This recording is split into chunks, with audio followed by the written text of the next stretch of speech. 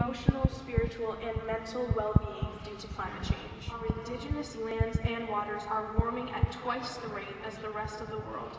Many communities across the state face hardships directly correlated with climate change, such as the extreme warming temperatures which melt the permafrost, causing mass erosion, resulting in the relocation of entire communities, along with devastating the natural habitats of our animal and plant relatives.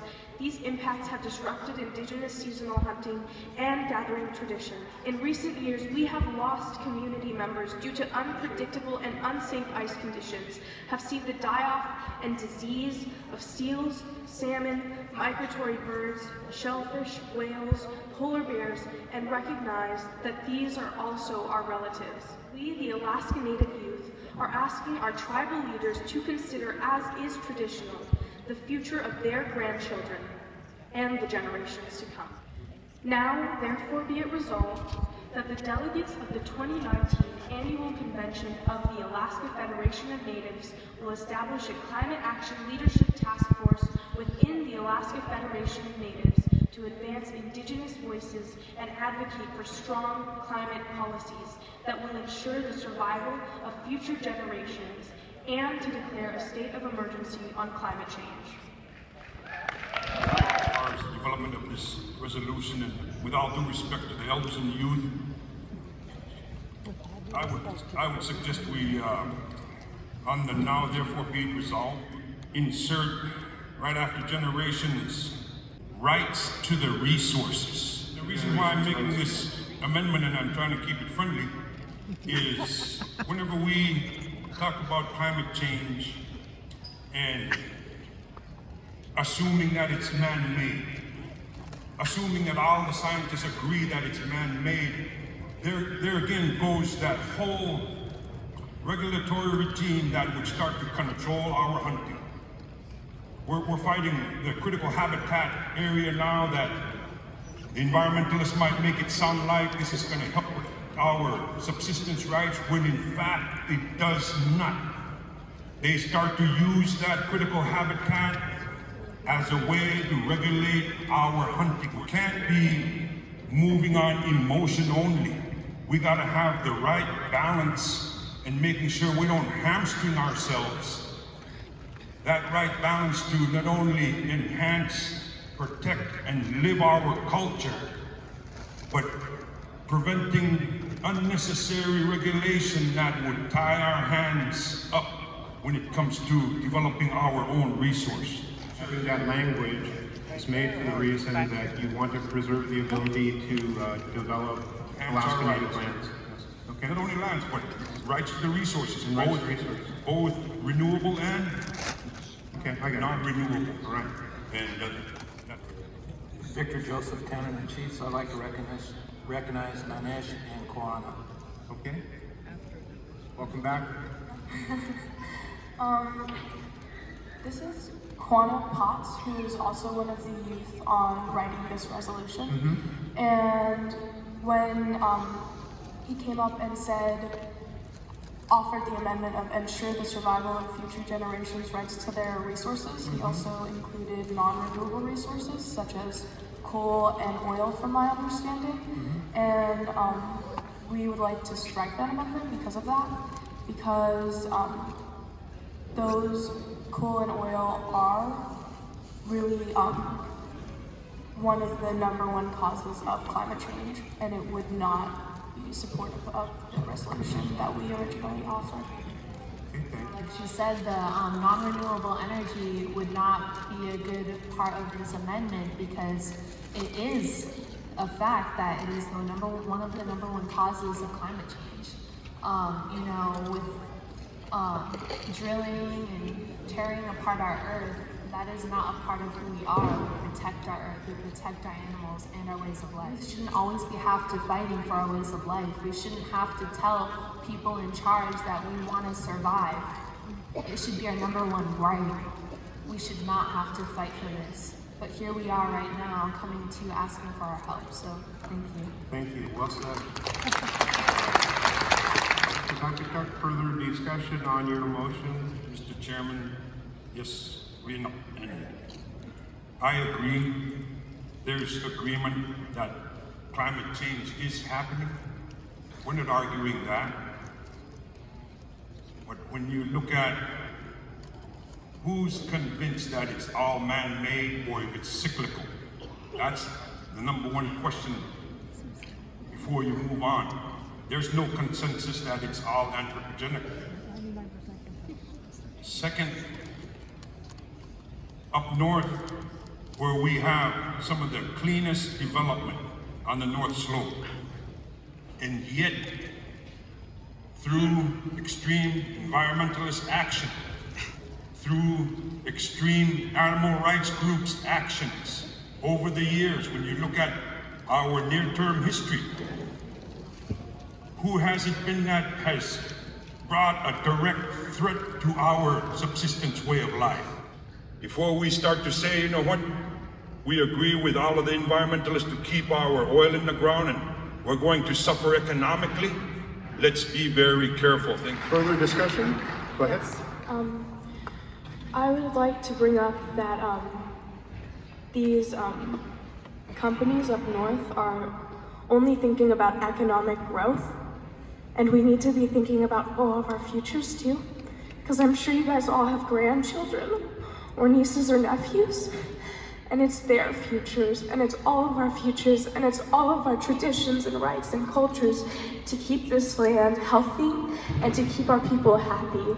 And economic growth and money is not a part of that conversation.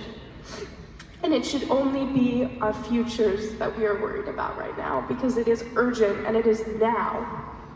Thank you. We are not environmentalists. And one, science is telling us what is happening in this earth. And there are plenty of renewable resources that will be able to, prevent us from having to fight for our own ways of life. And I am not an environmentalist, I'm an Indigenous youth. I am Indigenous, and we are not here to fight with our own people. We are here to stand together. This is a serious issue. I'm worried about our future generations. Like, we're crying up here. We should not have to cry to you guys. We should not have to come to you worrying about our future generations, our future children and grandchildren. We should be able to live our ways of life, to hunt. We are not environmentalists. We are Indigenous youth, and we do not want to stop our ways of life. That's why we're here. We're not to fight against you. We're to fight with you. My name is George Edwards, and I'm with the Indigenous community of the Arctic Slope. And what the youth are saying, there is a lot of truth in it, but it's not all there. And for you, Crawford, what you are saying is true, and it's not all there either. We have put our elders together from 60 years and older, from Unalakleet to the Canadian border, and put them in one room to speak to all of us on this same subject we're talking about. And what they told us is, my community, Utqiagvik, is going to have to move 150 miles to the south, because when all the ice melts, the ocean is going to rise. The animals are even starting to show us that. The polar bears now are mating with brown bears. Gloria Burns from Ketchikan, Alaska, Ketchikan Indian community. It's asking for the leadership of AFN to create a task force of our leadership to discuss climate change. And our leadership is both tribes and leaders of corporations who deal with the economics of their people. And so I think when you look at that, and you look that we are only asking, our young people are only asking that we elevate this issue to the level of importance. That if we follow that, therefore, be it resolved, that we acknowledge that climate change is here, and it's affecting too many of our villages, and we also go ahead and we make sure that as leaders, we take it seriously. So it asks, support it as it is. How up? All right. So my name is Esau Sinuk. I'm from Shishmaref, Alaska, and Shishmaref is one of the communities in Alaska that is being forced to relocate because of climate change. And Nanieezh and Quannah Pops on this resolution, they're local people, they're local Indigenous young women in the community, because we can't act on climate change tomorrow, we can't act on climate change and next week, next meeting, next AFN. We got to do it today as we speak, because my one and only home is being eaten by the sea. So, you know, it's very important to talk about climate change now, urgent right now, because, you know, it affects so many Indigenous people, not just in Shishmaref or Shaktoolik or Tivolino or Quannah or Utkalvik. You know, it affects Indigenous people all over the world. I'm hearing words like environmentalists and outside agencies that are going to come in and make all these great changes or impact us. That's not what this paragraph is saying. What this paragraph is saying is to establish a leadership task force to establish policies that will address climate change. We shouldn't be scared of that. We're stewards of the land. And the elder, an awardee today that was recognized, said, you take care of the land will take care of you. Let's honor these young people that stood up. They need it. And they did it eloquently and in a good way.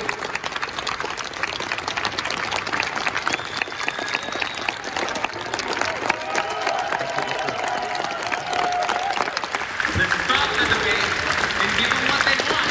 There's no problem.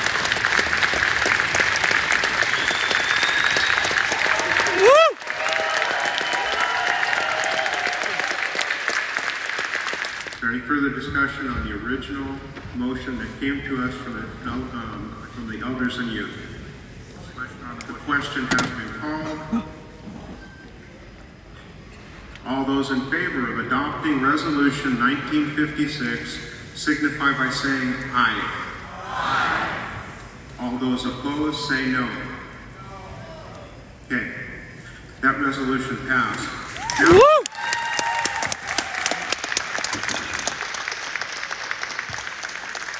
Now, but what it means that this was done today and it wasn't tabled and it wasn't sent on for further review? It means our people are really pushing for this together too, and there's a lot of unity even with the divisions, and it's really exciting being able to be in this moment and being alive in this time. I was there for our resolution, for our people, and for our youth. I was really focused on being able to, send the message in a good way and remind them, yeah, we're young and, we're still understanding things and we're still growing and we're still learning, but we recognize these issues and we understand, how extreme it is. Being up there, I could really feel the room, it was intense.